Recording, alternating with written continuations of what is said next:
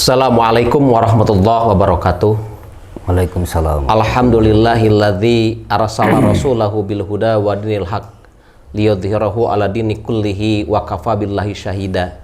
Asyhadu an la ilaha illallah wahdahu la syarikalah wa asyhadu anna Muhammadan abduhu wa rasuluhu alladzi la nabiyya ba'dah. Pemirsa TV DMI yang berbahagia, alhamdulillah kita bisa bertemu kembali pada hari yang ke-18 di bulan Ramadan ini, dan alhamdulillah kita masih diberikan kesehatan dan dalam keadaan sehat walafiat untuk mengikuti ibadah Ramadan ini. Dan telah hadir di studio kami Al Ustadz Fakhrul Razi SPDI. Beliau sehari-hari beliau sebagai penghulu di KUA Kecamatan Cianjur dan juga salah satu pengurus Dewan Masjid Indonesia Kabupaten Cianjur. Adapun tema yang akan dibahas tuntas bersama beliau pada hari ini adalah perbuatan yang merusak pahala saum. Ini sangat luar biasa. Sementara orang nih Ustadz berbicara saum gitu, kemudian berbicara kemuliaan saum, ini ada perbuatan. Gitu. Perbuatan-perbuatan ini yang merusak pahala ibadah saum ini sendiri gitu. Jadi berarti ada perbuatan yang kurang bagus atau dianggap tidak baik, sehingga perbuatan ini menghilangkan pahala saum atau merusak. Kalau merusak kan tidak hilang ya. Iya. Ya gitu, beda dengan menghilangkan. Baik, silakan Ustaz memberikan penjelasan. Ya. Assalamualaikum warahmatullahi wabarakatuh. Alhamdulillahilladzi anzala sakinata fi qulubil mu'minin liyajdadu imana ma'a imanihim. Asyhadu an la ilaha illallah wa asyhadu anna sayyidana Muhammadan abduhu wa rasuluhu la nabiyya ba'dah. Qala Allah ta'ala fil Qur'anil Karim, a'udzu billahi minasyaitonir rajim. Bismillahirrahmanirrahim. Ya ayyuhalladzina amanu kutiba alaikumusiyam kama kutiba alal ladzina min qablikum la'allakum tattaqun. Wa qala Nabi sallallahu alaihi wasallam, kamin shaimin laisa lahu min siyamihi ilal ju'i wal atas. Pemirsa yang dirahmati oleh Allah Subhanahu wa taala, saya ucapkan jazakallah khairan Ustadz. Pada kesempatan ini alhamdulillah kita bertemu kembali dalam rangka kita ngabuburit yang dilaksanakan oleh Dewan Masjid Indonesia. Semoga DMI Cianjur lebih maju, lebih bermartabat dan amin, ke depan. Amin. Insyaallah. Tapi tak pakai luar biasa ya. Insyaallah. Alhamdulillah, seperti tadi tema yang disampaikan bahwa tentu kita perlu mensikapi ketika kita melaksanakan saum. Karena apa? Ada hadis Rasulullah, kamin soimin, banyak orang yang saum. Betul. Banyak orang yang melaksanakan saum, tapi hanya terasa dahaga dan lapar saja. Sementara nilai saumnya itu mungkin bisa terganggu dengan beberapa perbuatan yang akan merusak pahala saum. Betul. Nah, maka oleh karena itu sungguh rugi bagi kita, dari mulai kita makan sahur, menahan sampai petang, sampai sore menjelang maghrib. Nah, sementara hanya terasa lapar dan hausnya saja. Sementara nilai-nilai di sisi Allah tentang saumnya itu tidak ada. Nah, ini dipengaruhi oleh beberapa perbuatan ini yang akan merusak, Kang. Jadi 5 hal ini akan merusak. 5 perbuatan yang merusak ibadah saum. 5 perkara yang akan merusak pahala saum. Nah, ini kita senantiasa berpijak kepada hadis Rasulullah Sallallahu Alaihi Wasallam. Rasulullah bersabda, an Anasin radhiyallahu anhu, qala Rasulullah Sallallahu Alaihi Wasallam, khamsatun asya tuhbitus saum. Khamsatun asya tuhbitus saum. Al awal al kadibu. Ketika al-kadib al-kadibu wal gibah wan namimah wal yaminu wal gomus wa nadru bisahwat. Nah, jadi kata Rasulullah, ini hadis dari Anas bin Malik, Rasulullah bersabda, ada 5 perbuatan, 5 hal yang akan merusak terhadap pahala saum. 5 hal ya. Jadi 5 hal. Nah, maka tentu kita bukan hanya melaksanakan saum sementara kita tidak bisa menjaga hal-hal yang akan merusaknya. Apa saja? Yang pertama adalah al-kadib, al-kadibu. Jadi artinya ketika kita berlaku bohong atau berkata bohong, berdusta, berbuat itu ya. dusta. Berkata, berbuat beda itu Tad. Iya. Berbuat dusta ya. Artinya ketika kita berdusta itu kan berkata yang tidak sesuai dengan kenyataan. Hoak lah kalau zaman sekarang itu sesuai banyak dengan fakta hoak, gitu tidak ya. sesuai dengan fakta. Dan ini merupakan salah satu juga ciri orang munafik. Rasulullah bersabda, ayatul munafikin salatun, idza hadasa kadaba wa idza wa'ada ahlafa wa idza tumina. Idza hadasa kadaba, ketika dia berkata dia bohong, tidak sesuai dengan fakta. Nah, kebohongan ini yang dilakukan di bulan Ramadan ini akan merusak. Kalau janji bohong sama enggak? Bisa Sama, bohong. janji juga itu ketika tidak didapati dan bohong. Kan orang kemarin ya musim kampanye banyak yang janji ya. Iya, banyak yang janji ya itu akan kembali kepada dirinya gitu ya. Maka mudah-mudahan bukan hanya piawai untuk berjanji tapi piawai untuk menunaikan janji itu sendiri. Iya. Baik. Jadi yang pertama tadi adalah al-kadzibu ya, ketika dia berkata bohong. Nah, ingat, ketika perbuatan bohong ini, ketika satu kali bohong, maka akan diikuti dengan bohong yang lain. Contoh gini aja lah.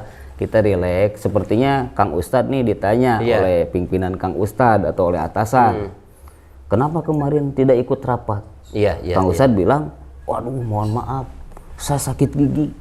Padahal Pak Ustadz tidak sakit gigi, ternyata jalan-jalan. Berarti sudah satu kali kebohongan.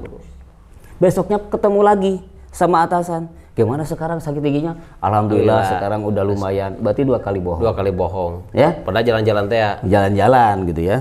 Terus itu sakit giginya kenapa? Apakah karena keropos atau apa gitu? Keropos? Iya, keropos 3 kali. 3 kali.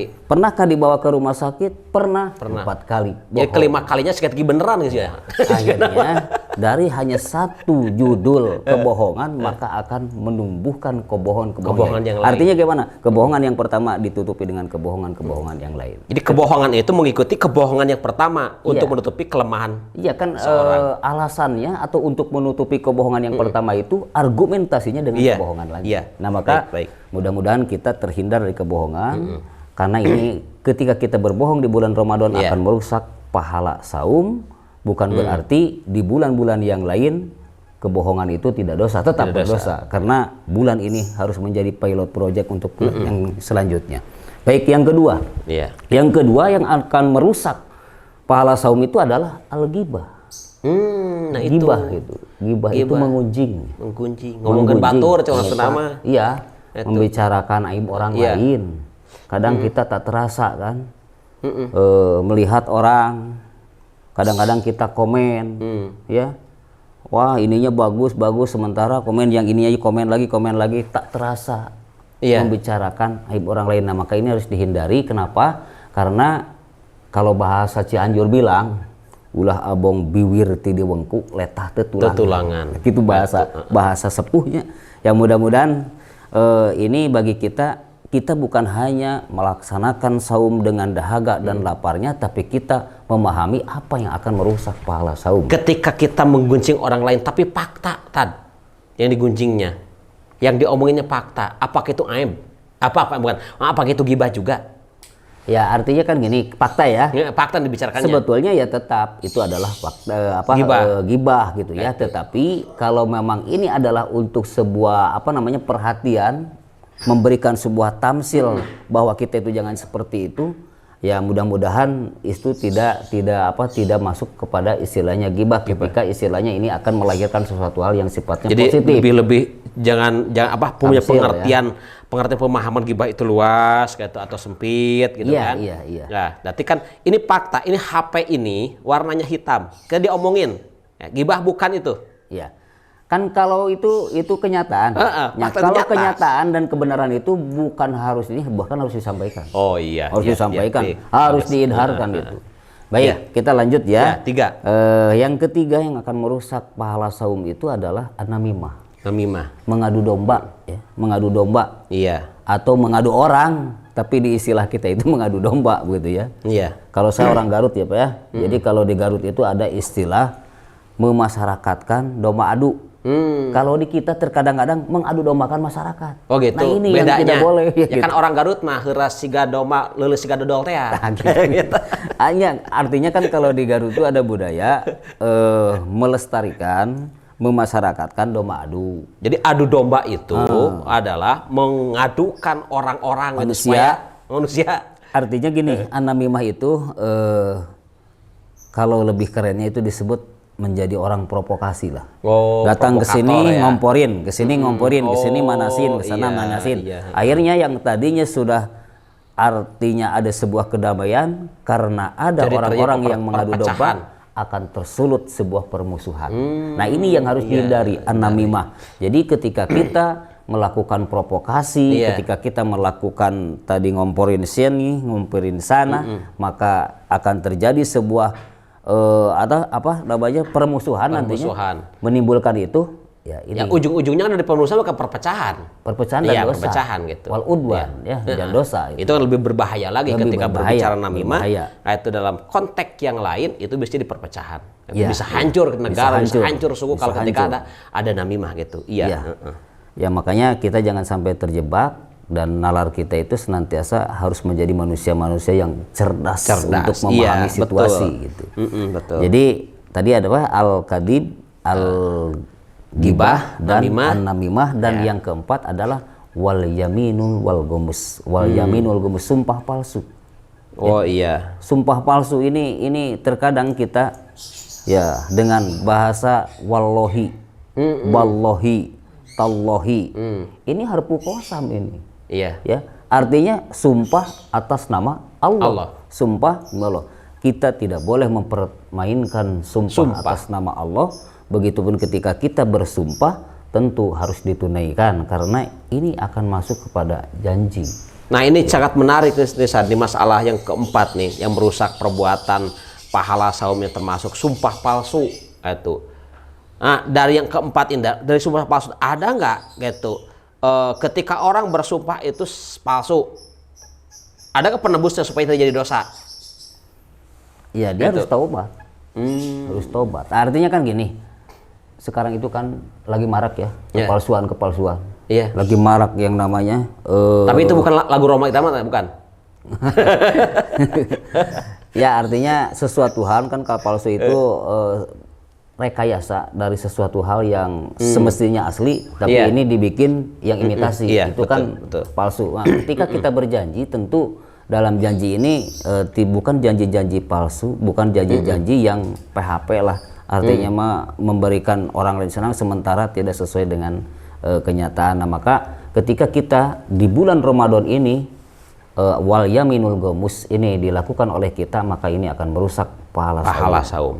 Ini sayang sekali ya, kalau dari 4 poin ini, orang ini saum, kemudian melakukan salah satu dari 4 poin ini sangat disayangkan saja. Betul. Sayangkan, jadi tidak terasa kita itu berbicara bohong, gibah, namimah, dan kemudian sumpah palsu yang dilakukan oleh kita. Bahkan ini sering timbul gitu di kehidupan sehari-hari, apalagi menyangkut dengan masalah gibah. Iya betul. Nah, sekarang kalau sudah tahu nih bagaimana gitu, kita menghadapinya, karena kita bakal terjebak lah. Mau tidak mau dari 4 ini bakal terjebak salah satunya. Itu ada nggak gitu kiat-kiat untuk menghadapi supaya kita terjebak dari 4 tadi? Ya. Ada. Tapi saya selesaikan dulu kan, ini ada 5 ya. Ini 5 ya. 4 kan? Oh, sorry 5 ya. Jadi hal yang akan merusak pahala saum itu ada 5. Satu al-kadib berbuat bohong, berlaku bohong, gibah, an-namimah, wal yaminul gomus, dan yang terakhir adalah wanaduru bisahwat. Ketika kita melihat sesuatu yang akan menimbulkan syahwat kita, sehingga kita sampai tertarik, sehingga terangsang karena melihat hal yang syahwat tadi, maka ini akan juga merusak pahala saum. Jadi saumnya tidak batal, tapi rusak pahalanya. Jadi syahwatnya pada lawan jenis ya. Iya. Kalau syahwatnya belanja gimana? Syahwatnya belanja.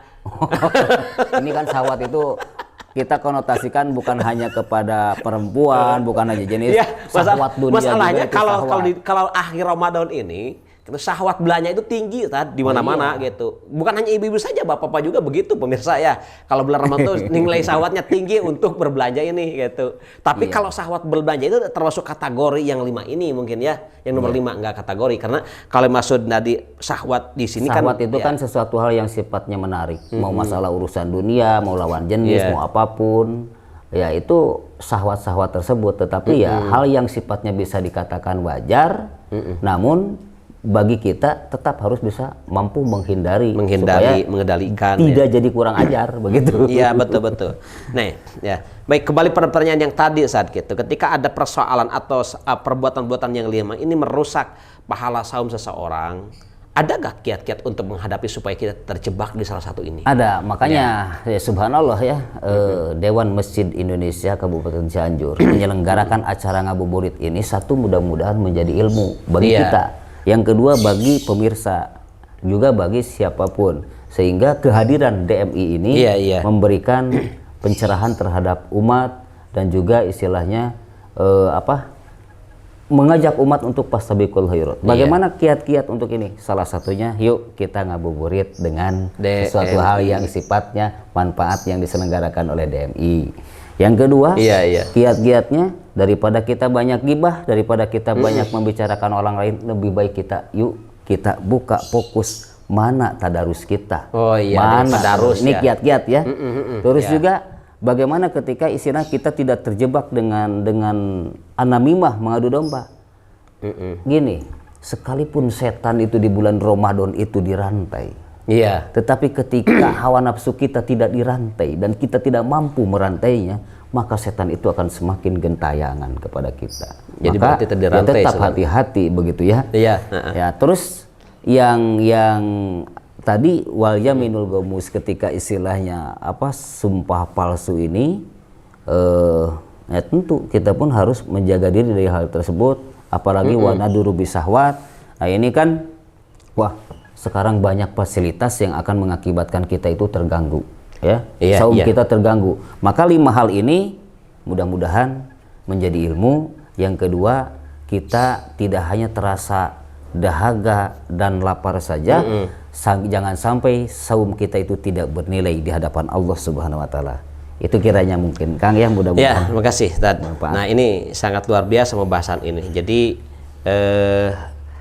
kita dalam melaksanakan ibadah saum itu tidak pernah berpikir bahwa ada amalan yang merusak. Kita kan semua konsentrasi pada pahala ibadah Ramadan saja saatnya. Jadi ternyata di balik suksesnya Ramadan juga itu tidak lepas dari cucuk-cucuk atau perusak-perusak sehingga amal ibadah kita itu di bulan Ramadan jadi rusak. Betul. Nah, ini sangat luar biasa pembahasan Ustaz. Baik, terima kasih Ustaz. Sayang sekali nih waktunya sangat terbatas gitu, dan alhamdulillah dapat pencerahan bahwa pemirsa yang berbahagia bahwa di bulan Ramadan ini bukan hanya penuh dengan amal-amal ibadah yang lain, tapi kita pun harus paham di samping ada amal-amal soleh yang diperbuat dan dilaksanakan oleh kita, ada juga perbuatan-perbuatan yang merusak pahala saum Ramadan. Jangan sampai saum Ramadan kita itu hanya bisa menahan haus dan lapar saja, tapi isinya hilang, diakibatkan oleh rusaknya amal ibadah kita dengan perbuatan-perbuatan yang 5 telah disampaikan oleh Ustaz Paroji tadi. Demikian yang kami sampaikan. Terima kasih atas perhatiannya. Rabbana atina fid dunya hasanah wa fil akhirati hasanah wa qina adzabannar. Wassalamualaikum warahmatullahi wabarakatuh. Waalaikumsalam warahmatullahi wabarakatuh.